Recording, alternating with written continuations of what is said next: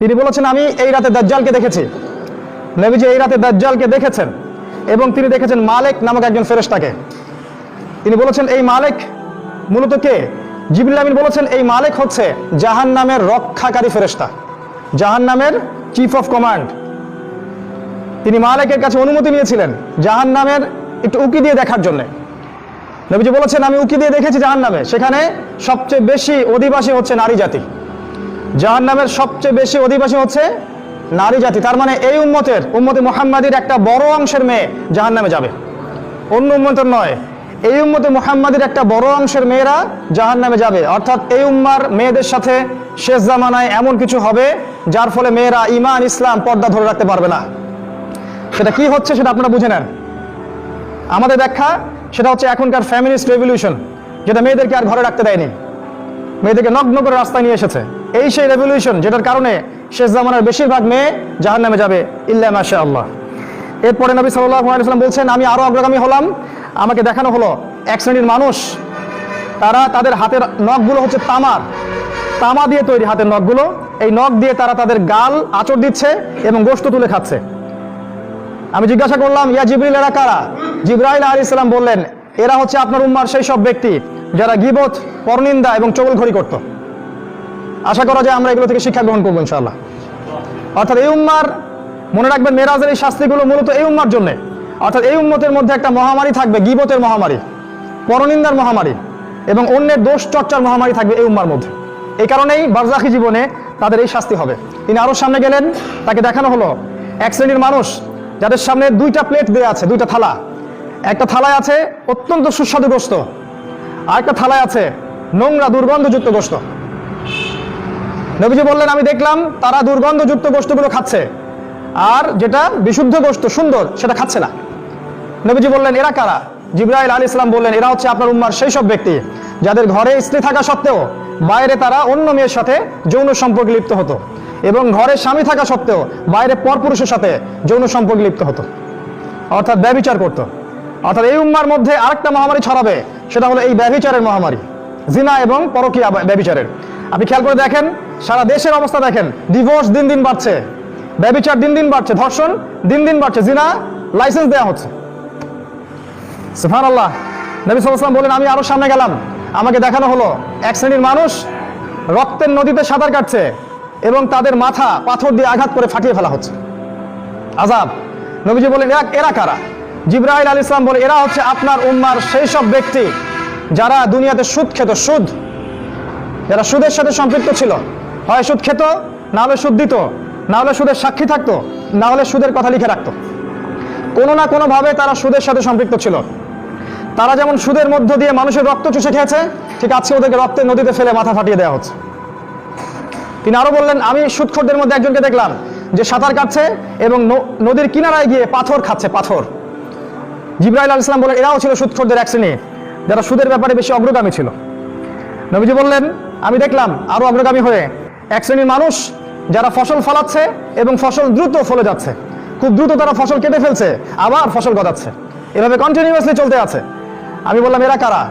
জিবরাইল আলাইহিস সালাম বললেন এরা হচ্ছে আপনার উম্মার সেই সব মুজাহিদ ফি সাবিলিল্লাহ যারা আল্লাহর পথে জিহাদ করেছিল, যাদের নেকি আল্লাহ পাক দিয়েছেন 7 থেকে 700 গুণ পর্যন্ত, 7 থেকে 700 পর্যন্ত, যাদের ফসলের বীজ বোনার সাথে সাথেই তাদের ফসল ফলে যাচ্ছে। আল্লাহ পাক যেন আমাদেরকে তার পথে দাওয়াত এবং জিহাদ অব্যাহত রাখার তৌফিক দান করেন, আল্লাহুম্মা আমিন।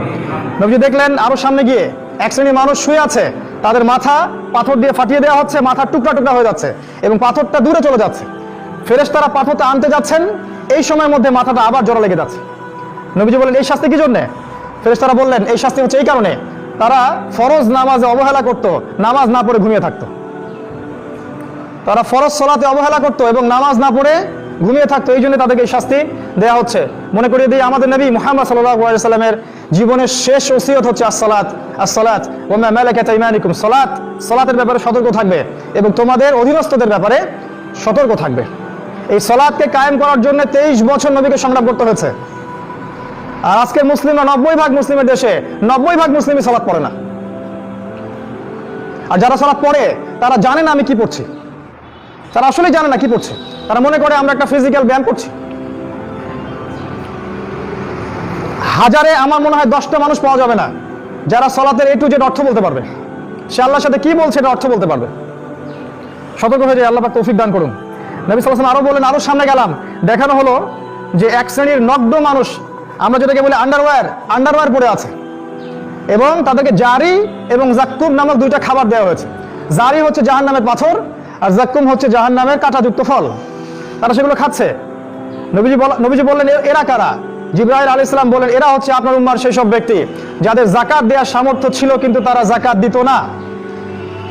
আমি আবার বলছি, তারা আপনার উম্মার সেই সব ব্যক্তি যাদের যাকাত দেওয়ার সামর্থ্য ছিল কিন্তু তারা যাকাত আদায় করতো না। নবী সাল্লাল্লাহু আলাইহি সাল্লাম দেখলেন আরো এক শ্রেণীর মানুষ যারা লাকড়ি জড়ো করছে, কাঠের লাকড়ি, অনেকগুলো লাকড়ি জড়ো করছে কিন্তু তারা বোঝা বহন করতে পারছে না। নবীজি বলে, এরা কারা? তাকে বলা হলো, এরা আপনার উম্মার সেই সব ব্যক্তি যারা দায়িত্ব পালন করতে পারতো না কিন্তু দায়িত্ব তাদের কাঁধে নিত। পলিটিক্যাল নেতারা সতর্ক হয়ে যান, যারা দায়িত্ব পালন করতে পারতো না কিন্তু দায়িত্ব তাদের কাঁধে জোর করে নিত, চেয়ে নিত দায়িত্ব, আমাকে দায়িত্ব দাও, আমি যোগ্য, কিন্তু দায়িত্ব তারা পালন করতে পারতো না। এই শাস্তি হবে পরকালে। নবীজি দেখলেন এক শ্রেণীর মানুষের জিহ্বা আগুনের কেচি দিয়ে কেটে দেওয়া হচ্ছে এবং জিহ্বার বাকি অংশ টেনে পিঠের পিছনে পেরেক দিয়ে লাগিয়ে দেওয়া হচ্ছে। নবীজি বলেন, এরা কারা? সাল্লাল্লাহু আলাইহি ওয়াসাল্লাম তাকে বলা হলো, এরা আপনার উম্মার বক্তা, এরা আপনার উম্মার দায়ী এবং বক্তা, আলেম, কারি এবং হাফেজ, যারা মানুষকে খুব সুন্দর সুন্দর দিনের নসিহত করতো কিন্তু তারা নিজেরাই সে আমল করতো না। নাউযুবিল্লাহি মিন যালিক। আল্লাহ বলেছেন, লিমা তাকুলুনা মা লা তাফআলুন, তোমরা এমন কথা কেন বলো যেই কাজ তোমরা নিজে করো না। আজকের এই উম্মার, আমাদের এই জাতির সবচেয়ে বড় সমস্যা, আমরা এমন এক শ্রেণীর উলামায়ে কেরাম তৈরি করতে পারে নাই যারা কথা এবং কাজে মিল আছে। কথা এবং কাজে 100% মিল থাকলেই সে আলেম। কথা এবং জানা এবং আমলে 100% মিল থাকবে, সে একজন আলেম। মিল নাই, আলেম নন, বরং তাদের এই শাস্তি হবে কিয়ামতের মাঠে। নবীজি আরো দেখলেন একটা দুর্গন্ধ বের হচ্ছে। জিজ্ঞাসা করা হলো, কোন দুর্গন্ধ? তাকে বলা হলো, এটা জাহান্নামের রক্ত পুঁজের দুর্গন্ধ। তারপর একটু পর তাকে তিনি সুগন্ধ পেলেন। জিজ্ঞাসা করলেন, এটা কিসের সুগন্ধ? নবীজিকে বলা হলো, এটা হচ্ছে ফেরাউনের স্ত্রী আসিয়ার জান্নাতের ঘরের সুগন্ধ।